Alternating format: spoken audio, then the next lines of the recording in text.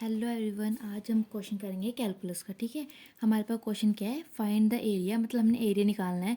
हमारे पास दो कर्व दे रखी हैं, ये दोनों। ठीक है, तो सबसे पहले तो हम गिवन कर्व्स लिखते हैं। हमारे पास क्या है, the equations of the curves,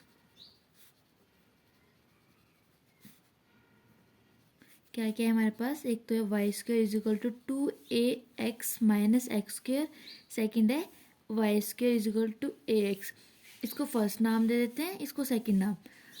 जैसे हमारे पास एक क्वेश्चन दे रखे, जैसे हमें बाउंडेड मतलब कोई मतलब दो कर्व के बीच में एरिया फाइंड करना होता है, तो सबसे पहले हम क्या काम करते हैं, डायग्राम बनाते हैं। ठीक है, डायग्राम बनाते हैं। तो ये हमारे पास डायग्राम बनाते हैं, ये हमारी आगे वाई एक्सिस, ये होगी हमारी एक्स एक्सिस। ठीक है, ये होगी हमारी वाई एक्सिस, एक्स एक्सिस। तो एक तो हमारे पास है y square is equal to a x, ये हमारे पास क्या है, एक पैराबोला, पैराबोला। ठीक है, तो और ये सेकंड क्या है, y square is equal to a x minus x square. ठीक है, ये हमारे पास एक सर्कल हो गया। तो इसका सर्कल यहाँ से स्टार्ट हो रहा है। इस सर्कल में जो रेडियस है हमारा वो कितना है, ए, मतलब सेंटर कितना है इसका, ए और ज़ीरो सेंटर। ठीक है, तो सबसे पहले एक हम सर्कल ड्रॉ करते हैं, थोड़ा रफली डायग्राम होएगा, आप पेंसिल से ड्रॉ करना। ठीक है, ये हमारा एक सर्कल हो गया। ठीक है, और ये क्या कह रहा है, एक पैराबोला। ठीक है, ये पैराबोला हमारा ऐसे जाएगा। ठीक है, जो ये वाला पॉइंट होएगा जॉइंट वाला, ये ऐसे आएगा। ठीक है, इसको नाम दे देते हैं, इसको नाम दे दिया हमने ओ, इसको नाम दे देते हैं ए, और जो ये वाला सेंटर है, सेंटर पॉइंट को नाम दे देते हैं सी। ठीक है, हमारी क्वेश्चन में क्या बोल रहा है कि हमने एरिया फाइंड करना है कि दोनों के बीच में है, बट वो एक्स एक्सिस से, मतलब एक्स एक्सिस से ऊपर वाला होना चाहिए। ठीक है, तो मतलब हमने यहाँ इससे ऊपर वाला एरिया निकालना है। कौन सा एरिया निकालना है, शेडेड कर देती हूँ मैं, ये वाला एरिया निकालना है हमने, जो दोनों के बीच में कॉमन है, ये वाला नहीं आना चाहिए। तो सबसे पहले तो हम इसके जो इंटरसेक्शन पॉइंट है वो निकाल लेंगे कि ये इंटरसेक्शन पॉइंट क्या है। ठीक है, तो इसके लिए हम क्या करते थे कि सेकंड वाली इक्वेशन को फर्स्ट में पुट करेंगे, तो वहाँ से हमारा इंटरसेक्शन पॉइंट आ जाएगा। जब हम इसको पैराबोला को इस वाली इक्वेशन में पुट करेंगे यहाँ से, तो हमारे पास क्या बन जाएगा, वाई स्क्वेयर की वैल्यू यहाँ पुट करेंगे तो क्या आएगा, A X is equal to 2ax minus x square. तो यहाँ से हमारे पास आ जाएगा X square minus A X is equal to zero. तो यहाँ से क्या आ जाएगा, एक्स कॉमन आ गया, अंदर आ गया x minus a is equal to zero. तो यहाँ से हमारे पास एक्स की वैल्यू क्या आ गई, ज़ीरो आ गई, एक ए आ गई। ठीक है, ये आ गई हमारी एक्स की वैल्यू, ये एक्स की वैल्यू आ गई ज़ीरो और ए, मतलब जो हमारी लिमिट चलेगी इंटीग्रेशन की, जो हमारी लिमिट होगी वो ज़ीरो से ए होगी। ठीक है, ये हमारी लिमिट पॉइंट आ गए। ठीक है, यहाँ लिख देते हैं which are the limits of integration. Okay, integration. अब हम लिखते हैं कि हमें कौन सा एरिया चाहिए। बेसिकली हमने फाइंड क्या करना है, वो निकालेंगे, रिक्वायर्ड एरिया हमें निकालना है। ठीक है, ये वाला एरिया निकालना है। तो इस ये वाला एरिया कैसे निकलेगा, जब हम इस पूरे वाले सर्कल के एरिया में से ये वाला माइनस कर देंगे, तो बेसिकली ये वाला एरिया आ जाएगा हमारे पास, शेडेड एरिया। तो इसकी इंटीग्रेशन क्या आएगी, ज़ीरो से ए, ये हमने लिमिट पॉइंट ऊपर निकाली थी, ज़ीरो से ए। तो मतलब हमने इस पूरे में से सर्कल की इक्वेशन की है ये, यहाँ से हमारे पास वाई कर्व चल रही है, अंडर द कर्व वाई के उसके रिस्पेक्ट हमने एरिया फाइंड करना है। तो यहाँ से वाई की वैल्यू निकालेंगे, तो ये स्क्वायर उधर चला जाएगा, तो ये बन जाएगा under root 2ax minus x square. ठीक है, माइनस ये पैराबोला की कर्व, माइनस करेंगे पैराबोला की कर्व। ओके, यहाँ से y की वैल्यू क्या आएगी, ये भी अंडर रूट में चला जाएगा, अंडर रूट ए एक्स। ठीक है, डी एक्स के रिस्पेक्ट इंटीग्रेशन हो रही है। ठीक है, हमारे पास ये आ गया। बेसिकली बस हमें सबसे पहले क्या करना है, ऐसे क्वेश्चंस में गिवन कर्व्स निकालनी है, उनका इंटरसेक्शन पॉइंट निकालना है। सबसे पहले इंटरसेक्शन पॉइंट निकालने के बाद हमने डायग्राम ड्रॉ करना है। डायग्राम जब हम ड्रॉ कर देंगे तो हमें पता लग जाएगा कि हमने किस वाले कर्व से किसको माइनस करना है या किस में क्या ऐड करना है।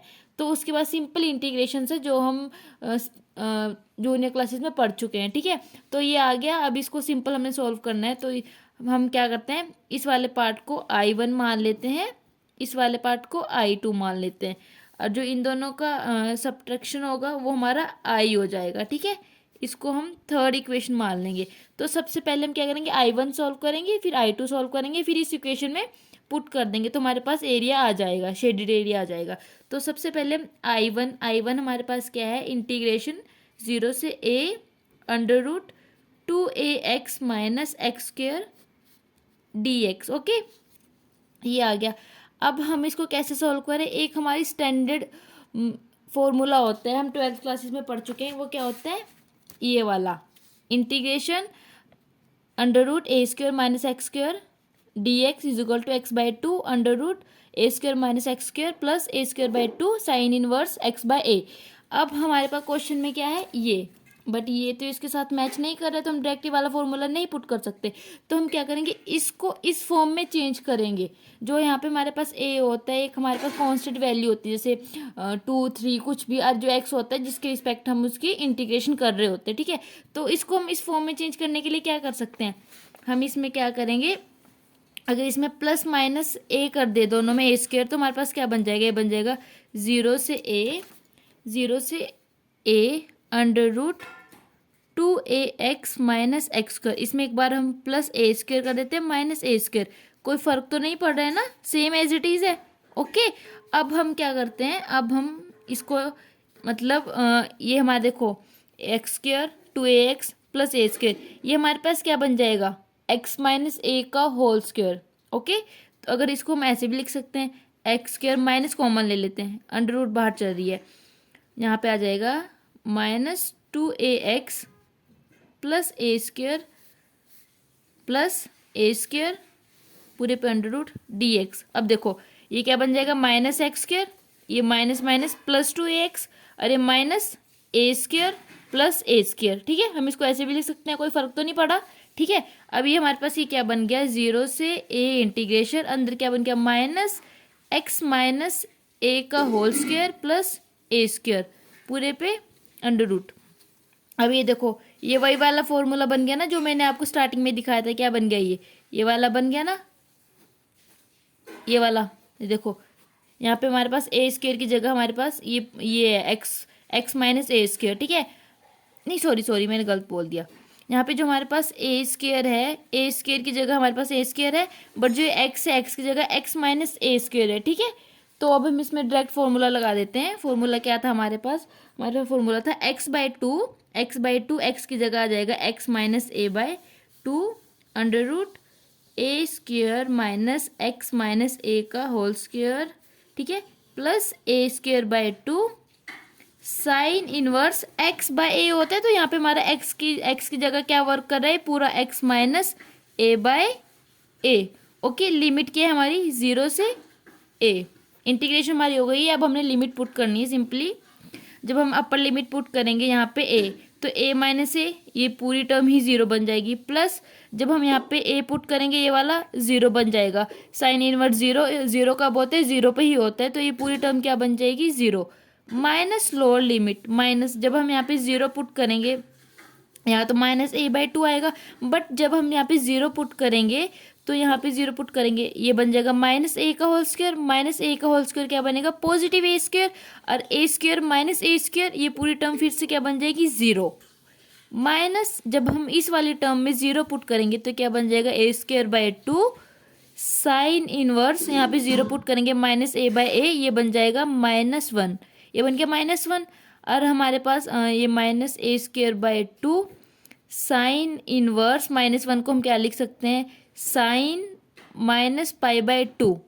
ओके, साइन इनवर्स से साइन कैंसिल आउट हो गया, ये माइनस माइनस प्लस हो गया, ये क्या बन गया, pi by A square bye 4। ये हमारे पास क्या आ गया, बेसिकली I1 की वैल्यू हमारे पास क्या आ गई, पाई ए स्क्वेयर बाय 4, ये आ गई हमारे पास I1 की वैल्यू। अब हमने क्या करना था, I2 की वैल्यू फाइंड करनी थी। ठीक है, फिर हमने थर्ड इक्वेशन में दोनों पुट कर देनी है। तो यहाँ से हमारे पास I सेकेंड की वैल्यू क्या थी, इंटीग्रेशन 0 से ए अंडर रूट ए मल्टीप्लाई में under root x d x. हमें पता है अंडर रूट ए कॉन्स्टेंट है, कॉन्स्टेंट टर्म बाहर आ जाती है, और ये हमारे पास अंडर रूट एक्स, इसकी इंटीग्रेशन क्या आएगी, एक्स की पावर हाफ है, एक पावर ऐड कर देते हैं, डिवाइड में हमारे वो आ जाती है, तो ऊपर क्या आ जाएगा 3/2 डिवाइड में 3/2। ठीक है, ये आ गया हमारे पास। लिमिट क्या है, 0 से ए, इसकी लिमिट पुट करेंगे, upper limit minus lower limit, तो ये आ जाएगा हमारे पास 2√a की पावर 3/2 डिवाइड में 3। यहाँ से हमारे पास जब दोनों के पावर जब हमारे मल्टीप्लाई में होते हैं तो पावर हमारी ऐड हो जाती है, तो 1/2 + 3/2 = a²। तो क्या बन गया 2a² डिवाइड में 3। ये हमारे पास क्या आ गया, ये हमारे पास I2 की वैल्यू आ गई। अब हमारे पास देखो I1 की वैल्यू भी आ गई, I2 की भी वैल्यू आ गई है।